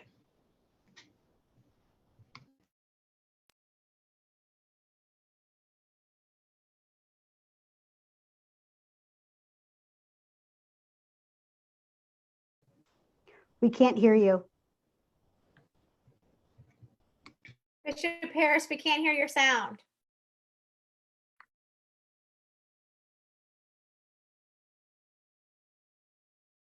Maybe a live appearance or something. They're putting information in the chat box right now if you're interested in doing that, and I most certainly appreciate your support. This last song that I'm going to do is a song that I feel embodies the whole message of Dr. Martin Luther King Jr. We all know that a lot of times we're asked, what could really bring an end to this racism and senseless violence and capitalism and all the other isms of the world?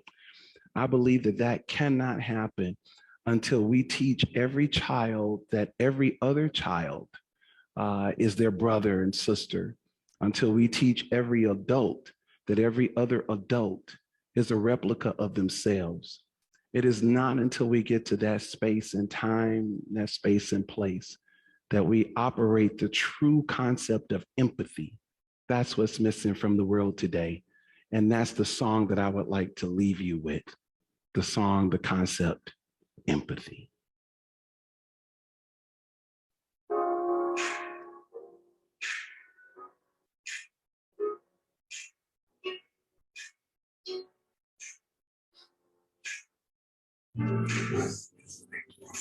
World today is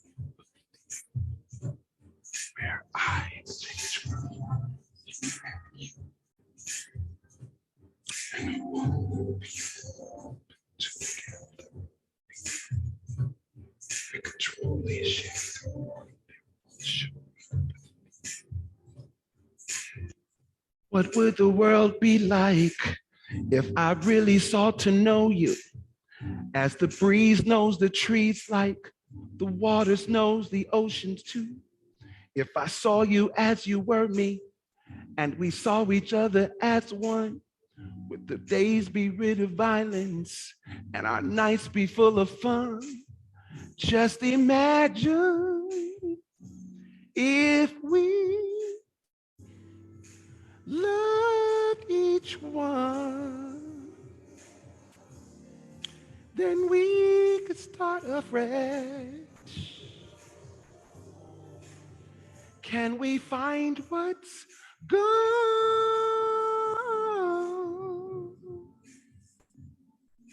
Na na na na na na na. And our love would heal. Surely, surely. Come on. I probably wouldn't argue with or hurt and harm myself. So then why would I do these things to anybody else? If I don't learn to see you as of me, then I'll always fear you as my enemy. But just imagine if we love each one, then we could start afresh. Tell me, is it all good?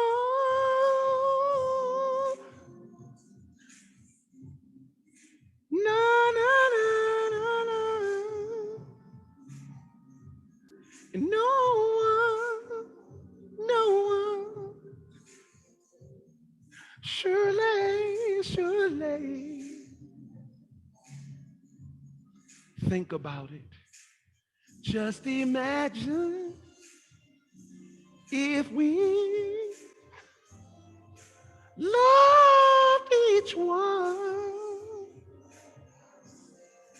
we could start afresh. Tell me, is it all gone?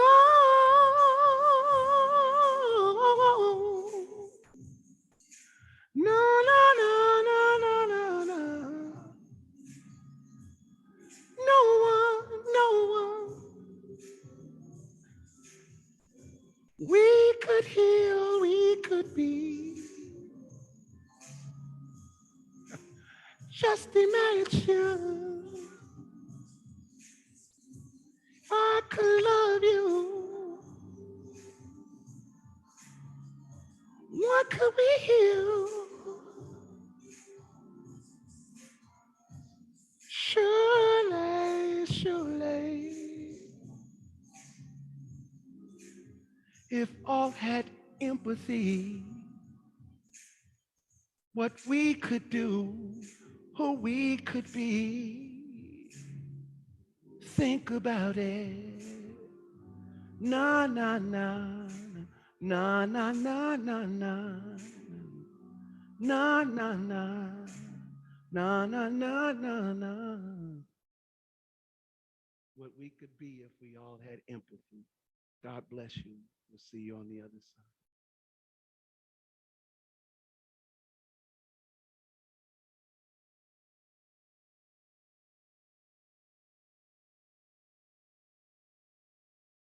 Muchas gracias, Cristina.